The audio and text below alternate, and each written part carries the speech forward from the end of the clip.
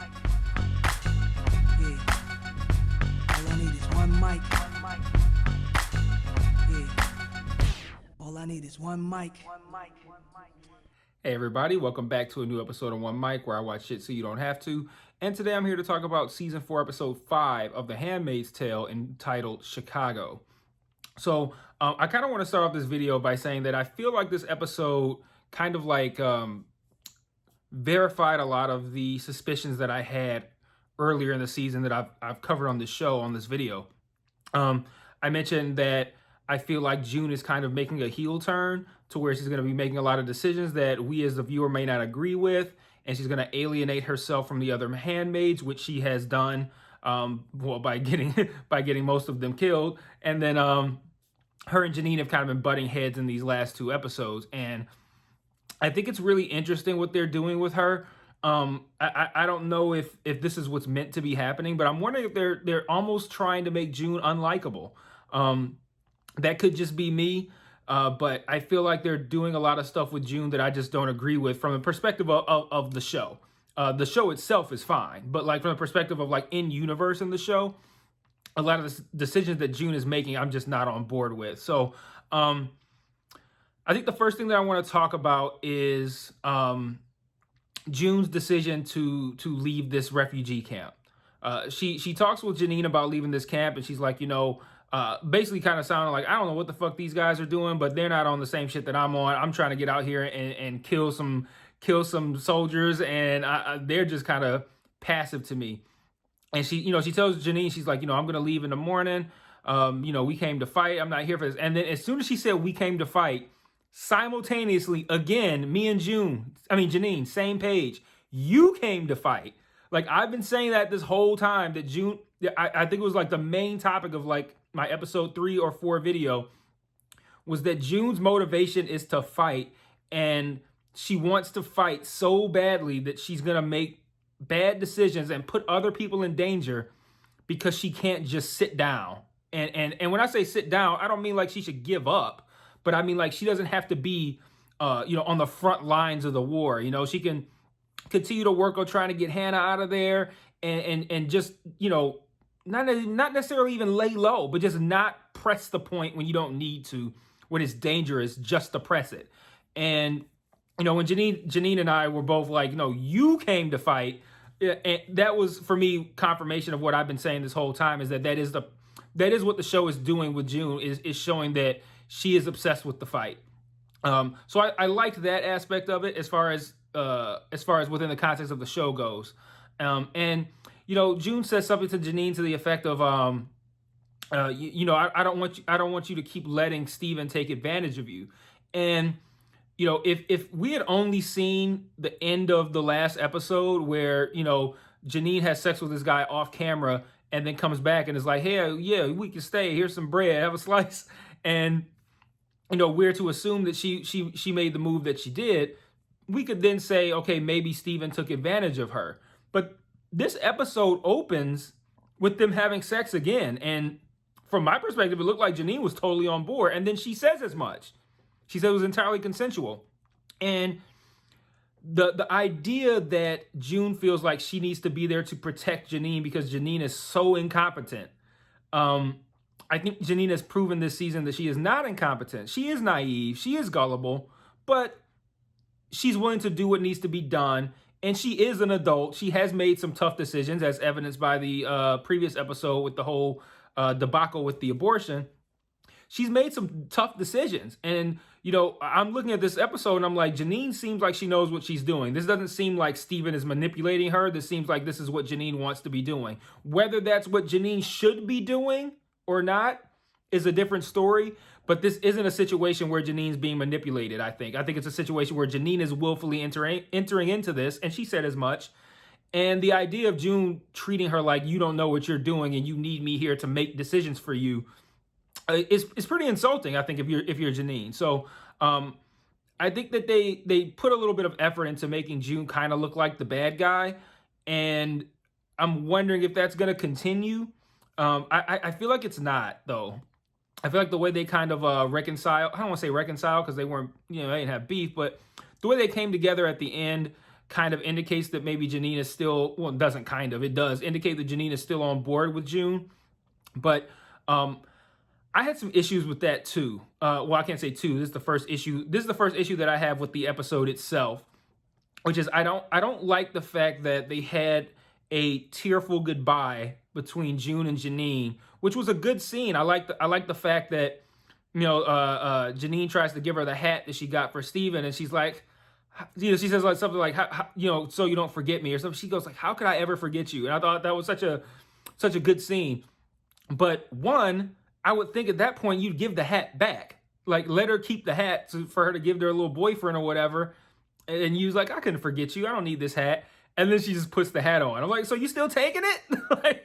So one, that was weird. And then two, they undermine the emotional weight of that scene by having Janine rejoin her like 2 scenes later. It might have even been the next scene, but like 2 scenes later, I think it was 2 scenes, Janine rejoins her.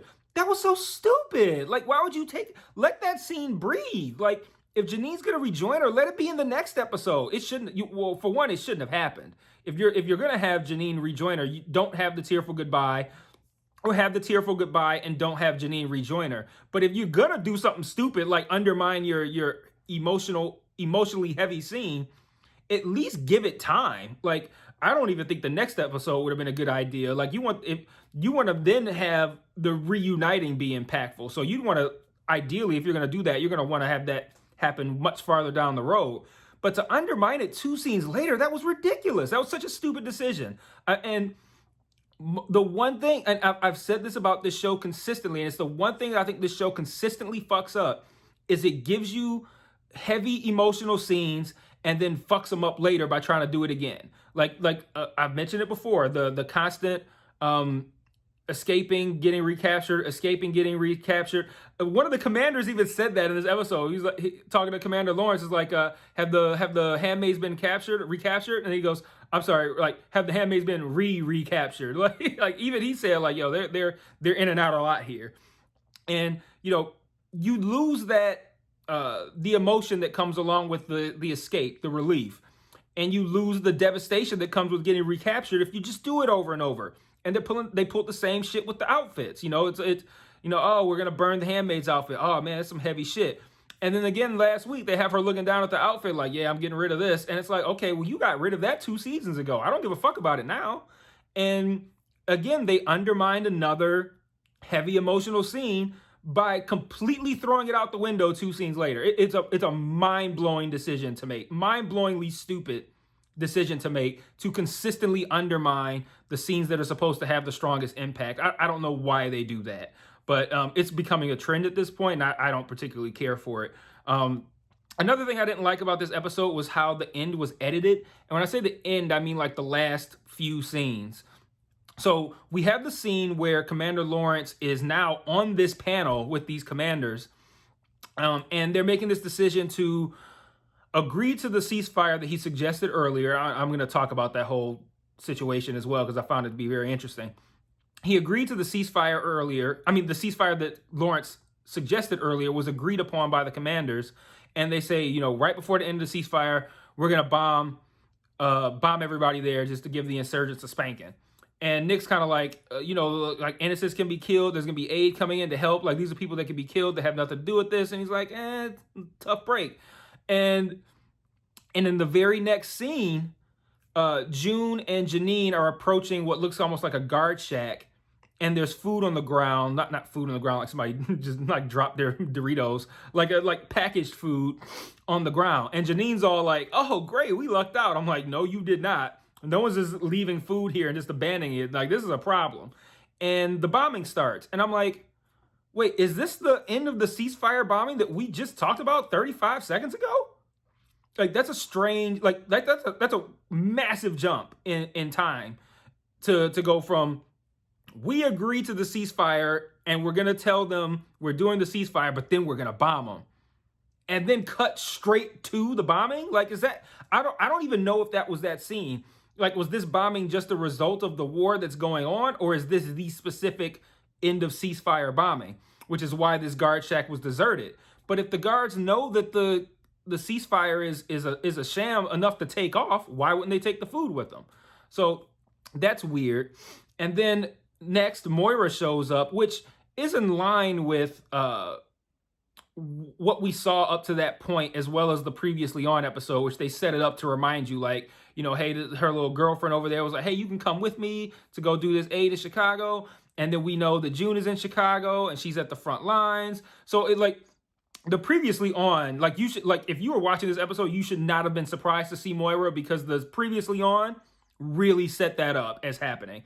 And Moira shows up, and yeah, I just thought that was very strangely edited to go straight from agreeing to do the ceasefire with the little bomb trick and then instantly going to the bomb trick, if that's what happened. But again, I shouldn't be pondering, I should know. And it was just a little I guess distracting to enter into that scene and go, wait, what is this bombing right now? Is this the ceasefire that we just talked about 35 seconds ago? Like, we transported in time beyond informing the necessary parties of the ceasefire, having this 24 hours pass, and then doing the bombing. So like we've gone at least 24 hours from one scene to the next just instantly. Like that's just weird to me. I feel like that needed something else to kind of bridge those two scenes together. I felt that was a little sloppy, but not a huge deal about that. But I really, really didn't like the undermining of the goodbye between June and Janine, because it came on the heels of what an argument that I thought was an argument that was necessary for them to have, and then they reconcile, and it seems good. They're crying, long hug, all this good stuff, the hat exchange thing. But again, it was weird that June kept it. And then again, 2 scenes later, she's right back there, and I'm like, this is insane. Like, you're undermining the emotional moment that just happened 30 seconds ago. What is wrong with you? That was so weird. But let me get back to talking about some things that I did like. So one thing that I really, really like, there's very rare that I get good laughs from this show, but there's a moment where Nick says something like, if June was in Chicago, I'd know. And Commander Seven Lawrence goes, what, was your heart glow or something? I thought that was really funny. Was your heart glow? Like he's a fucking Teletubby or some shit. I don't know. Is that what Teletubbies do? And then I thought that even though I don't like this for June, but I like it for the show. June, again, like I mentioned earlier about making herself, well, not making herself, but the show making her out to be kind of a bad guy. Her behavior amongst this group was not enjoyable. Like, okay, so June arrives at this camp. She, I don't want to say allows Janine to have sex with this guy so they could say Janine did that on her own, but that takes place. And then presumably the next day, June is like, yeah, so when do I get a gun? Like, who the fuck are you to come in here and think that you deserve a gun? Like, automatic, like, I don't understand. Like, she just enters into this situation and acts like she's in charge. And Janine calls her on it. Like, you think you don't want to act like Aunt June, Aunt Lydia, being pushy and demanding and entitled, which is entitlement is something I have zero patience for in 2021 from real life people or fictional characters. And June is very entitled in this episode, and they're hiding out. They're walking to their little swap or whatever that they're doing with this other group, and then the police come or guardians or whatever come, and they're hiding out, and June's looking like she sees this guy's gun through like a hole in the wall or something, and she's looking like she's gonna go get it, and then she goes tell Steven, like, while they're still there, you have a clear shot, like out loud. Like, what are you doing? Why would they open fire right now? It'd be like literally the dumbest thing they would ever do. And then she goes, what kind of resistance are you? The one that doesn't do stupid shit? Like, what are you talking about? Like, I don't know. Her and Janine makes the exact point. Like, Steven's been in charge here forever, and you're coming in and acting like you're the boss. Who are you? You're nobody to them. Like, they have no reason to keep you around or even keep you alive. Like you to us, you're June of the Handmaid's Tale, who has been through so much and has done all these things. To Steven, you're just a random fucking handmaid that he's doing a favor to.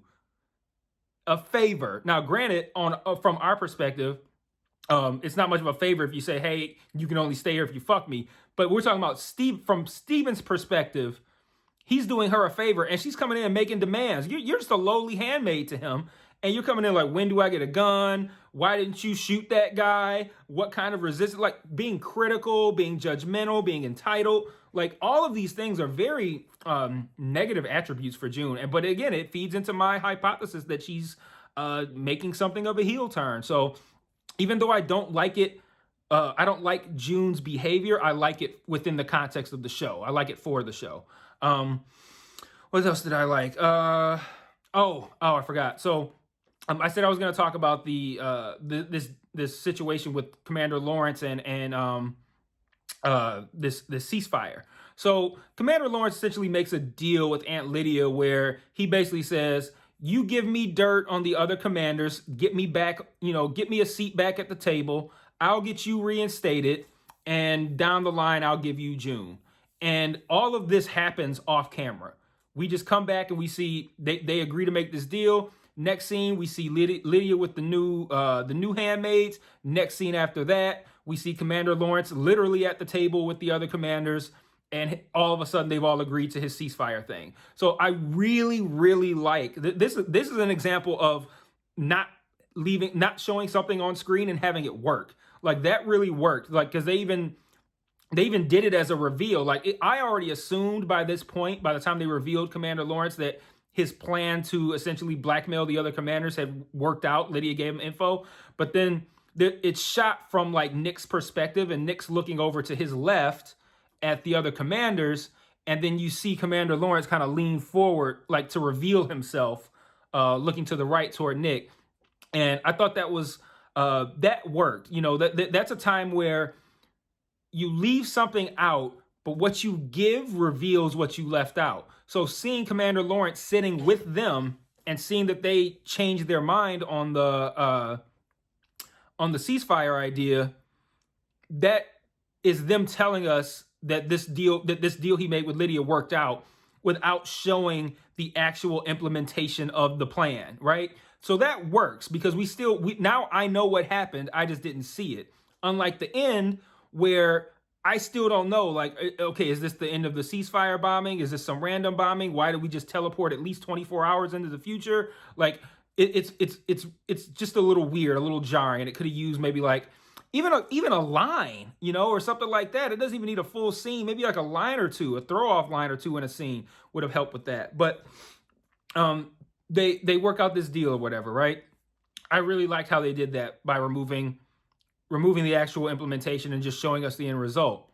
But another thing I liked is when they're making this deal, and this was kind of consistent throughout the episode, but when they're making this deal, they do a lot of framing of the shots that shows the back and forth transition of power in the conversation. So what I mean by that, Aunt Lydia enters the room. Commander Lawrence is already in there. He's standing up. He says, would you like to sit down? She says, no. He sits down. Now it cuts back and forth between Lydia and Lawrence. And Lydia is essentially saying, let me back in. And what was she going to give him? I can't recall. Oh, no, she was blackmailing him. She's like, get me back, get me reinstated, and I won't tell everybody about all the involvement you've had and all the fucked up things going on. Now, the way this was framed, I'm going to show you right now in this video with Lydia standing up while she's making demands. She's higher in the frame, right? And she's kind of looking down, make these deals for me, yada, yada, yada. And she's looking down. Commander Lawrence, however, is framed very low like this in the frame. And he's looking up. Okay. Oh, so you're going to blackmail me, yada, yada. That's how it's framed. The position of him looking up to her and then her looking down to him while she's making her demands. Then he stands up and he goes, well, what else do you have? And then he lays out his plan. Well, actually, if you give me dirt on the other commanders and get me reinstated, I will help you get yourself reinstated. And now he's standing up and now he's high in the frame. He's looking down on her and she's looking up at him. And I thought that was a very, very slick little camera. I don't want to say camera work, but framing that they did there to kind of show show the leverage changing between the people in that conversation. So I thought that was pretty cool. They did that with Lydia earlier in the episode too, with that either Lydia is really short or that's this Aunt Ruth or whoever is fucking like 8 feet tall, but but when Lydia's on the treadmill, which was a really big like gym quality treadmill, this isn't some rinky dink piece of shit treadmill. When she's on this treadmill, she gets off to talk to this Aunt Ruth person who's like 2 feet taller than her, and she's like literally looking up at her like, "Can you help me get reinstated? Can you talk to the commanders?" And Ruth's like, "Get the fuck out of here." Like they did that a lot with Lydia in this episode. And Lydia, I don't know if it's just me, but Lydia looked smaller to me in this episode. And maybe she's been smaller looking the whole season, or maybe she's always looked the same.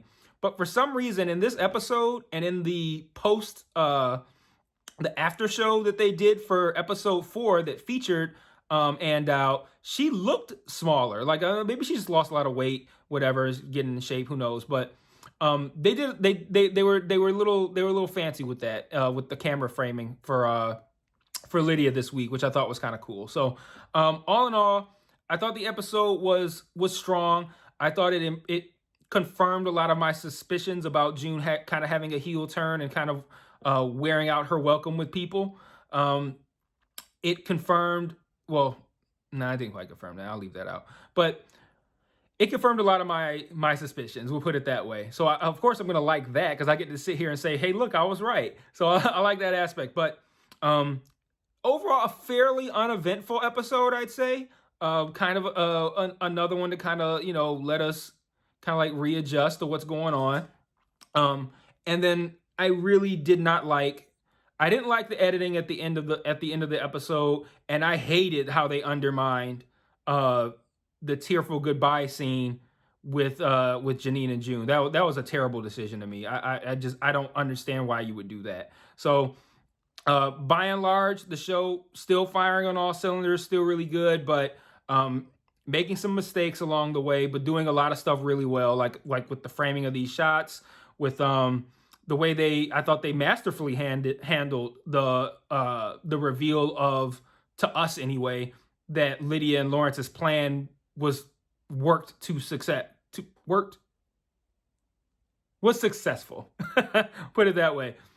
They did a good job of showing us that without showing us that. So I thought that was pretty cool. So I guess next week we can look forward to seeing if Janine is still alive. Who knows? I'm assuming she is, since they didn't show her dead at the end of this episode. I'm assuming she is. But what happens now with June and Moira? Do they get out? I kind of hope not, because another escape wouldn't even make sense. I'm assuming that June's going to stay and fight, because that's the point I've been making. She's probably going to try to get Hannah, and we'll go from there. But I'm really curious to see if they're going to continue to make June make bad decisions, and at least from my perspective, become a lot less likable. I know there are probably some of you out there who are going to be ride or die for June no matter what, but I think it's very clear that that's not what the show wants you to take from it. The show wants you to take, she is becoming kind of an asshole, and she's treated Janine like shit. She's made a lot of bad decisions. She's got a lot of people killed, and she continues to do so. And she is fighting no matter what happens to anyone else. She's smart-mouthed Janine a lot. I don't know, like I said, she's just made a lot of bad. She's come into this camp and acted like she's in charge based on absolutely nothing from their perspective. So I'm curious to see, is June going to continue to turn herself against the audience, or at the very least against the characters within the show? And will that reflect on the audience or not? Or are people just going to be like, yeah, we'll die hard June regardless? But we'll see. And I'll see you guys next week. Peace.